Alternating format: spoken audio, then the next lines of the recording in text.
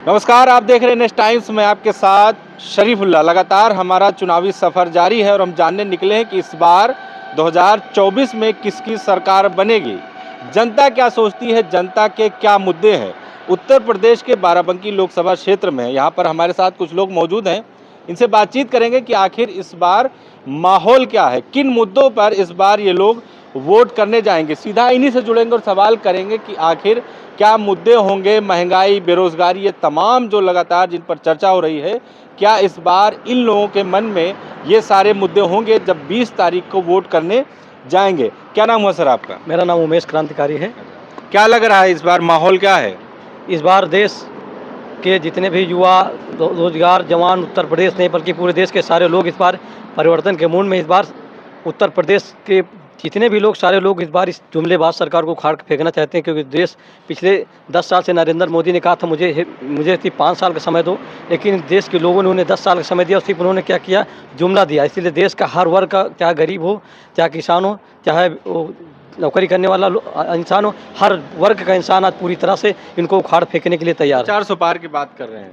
वो 400 पार नहीं, 400 हार है, 400 पार नहीं हो, क्योंकि आज बीजेपी की सरकार में लगातार आपने देखा होगा बलात्कारियों को संरक्षण दिया जा रहा है। अभी परोल जो योजना है, इनको देखिए 2396 वीडियो लगभग लीक हुई है इनकी पीडीएफ से। ये है एस टी हसन, पूर्व प्रधानमंत्री देवी गौड़ा एस टी हसन के पोते हैं, और इनको कहीं ना कहीं हासन सीट से फिर से इनको सांसद बनाया गया है।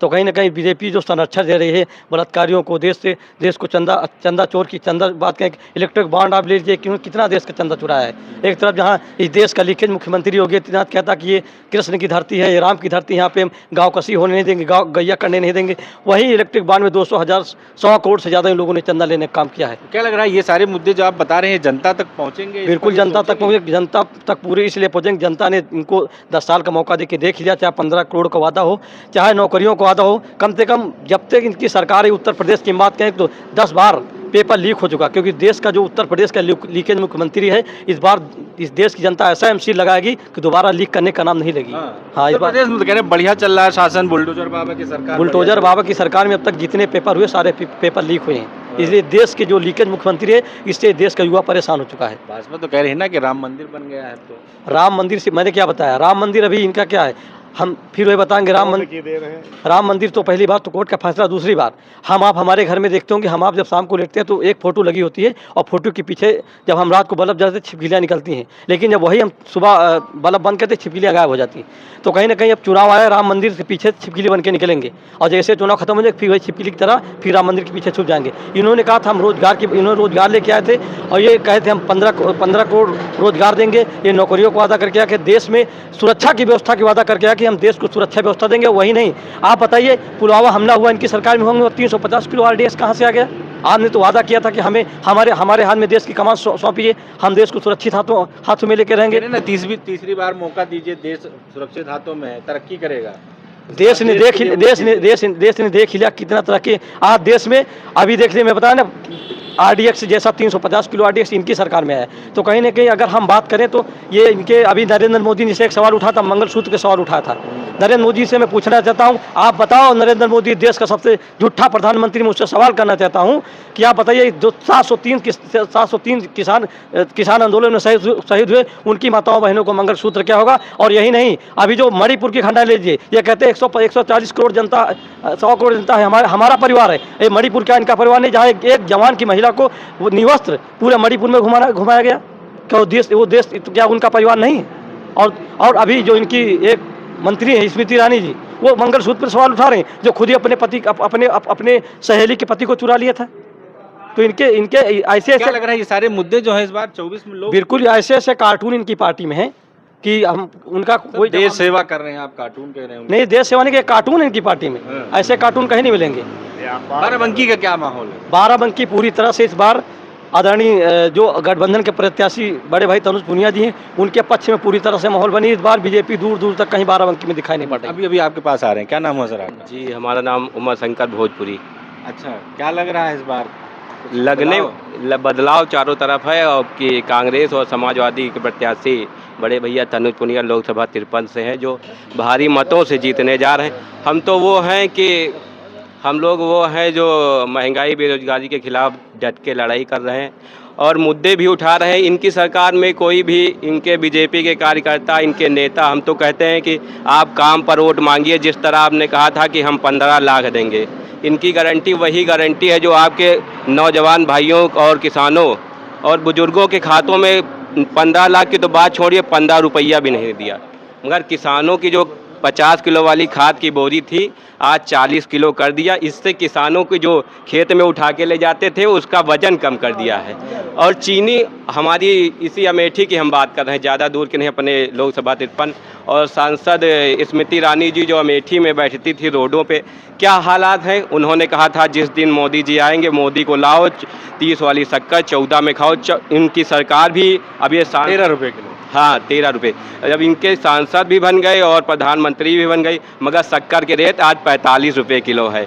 जब कहते थे कि मनमोहन सिंह की सरकार थी तो यही स्मृति ईरानी वो हरी वाली चूड़ी और लाल वाली चूड़ी बेचती थी, कहती थी मौनी बाबा है, मौनी बाबा। मगर अब तो आपकी 10 साल की सरकार है, लोकसभा 53 में न कोई कॉलेज आया है, न कोई अस्पताल आया, न कोई खेल का मैदान आया, न सब्जी मंडी, कोई भी ऐसी सुविधा जो किसान के हित में नहीं आई।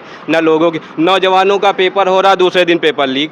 क्योंकि आपकी सरकार केंद्र में भी, राज्य में सरकार क्यों नाकाम हो रहे हैं? क्योंकि आपके अधिकारी सब घूसखोर हो चुके हैं। जी तो बना रहे हैं ना, कानून बना रहे हैं, कमेटी गठित कर रहे हैं, सख्त आदेश दे रहे उनका हैं। कानून 0/नील सन्नाटा है और आम जनता को ठग रहे हैं। और ऐसा कोई विपक्ष के ऊपर ईडी, सीबीआई जैसे आम व्यक्ति मुद्दे उठा रहा तो उसे तुरंत जेल भेजने का काम कर रहे हैं। नहीं तो कह रहे भ्रष्टाचारी बख्शे नहीं जाएंगे ना। भ्रष्टाचारी, अभी जो भ्रष्टाचारी इनकी पार्टी ज्वाइन कर ले, इनके पास वो वॉशिंग पाउडर है, तुरंत डालो, तुरंत निकालो, बीजेपी ज्वाइन करो, सारे माफ। और अभी इनकी पार्टी में ना शामिल हो तो जेल के अंदर बैठो। तो क्या लग रहा है अमेठी में इस बार, क्या अमेठी की जनता क्या सोच? अमेठी भी पूरे देश, अमेठी और बाराबंकी दोनों, अमेठी और हम पूरे देश की बात कर रहे हैं। परिवर्तन की लहर है। अब की बार कांग्रेस और सपा की जो गठबंधन है पूरी तरह से विजय रथ पे तैयार है। विजय पटाखा हम लोग फहराएंगे। बाराबंकी में बदलाव होने वाला। बाराबंकी पूरी तरह से बदलाव होना, जबकि इनके सांसद भी हैं और विधायक भी हैं। ऐसा कोई कार्य बता दीजिए जो इन्होंने करवाया हो, अस्पताल, कॉलेज। हम तो नेता तो हैं नहीं जो हम नेता वाली बात करेंगे। हम लोग जो आम इंसान है, आम इंसान की बात उठाएंगे। आज महंगाई क्या है, कभी कोयला, डीजल, गैस के क्या रेट चल रहे हैं, आम इंसान इतना परेशान है, क्या करे। धंधा देखो पूरी तरह से ठप पड़ा है। बस इनके जुमलोबाजी वाली सरकार चल रही। कह रहे हैं अब की बार गारंटी, इनकी गारंटी वही गारंटी जो गारंटी फेल हुई। हम तो कहते हैं इनकी गारंटी पर विश्वास मत कीजिएगा। इन्होंने कहा था कि हम 15 लाख देंगे, अमित शाह जब गृह मंत्री जब जीतते हैं तो कहते हैं ये तो जुमला था। इसी तरह जुमला है इनका, समझ जाइए, जुमलों में मत फंसिए।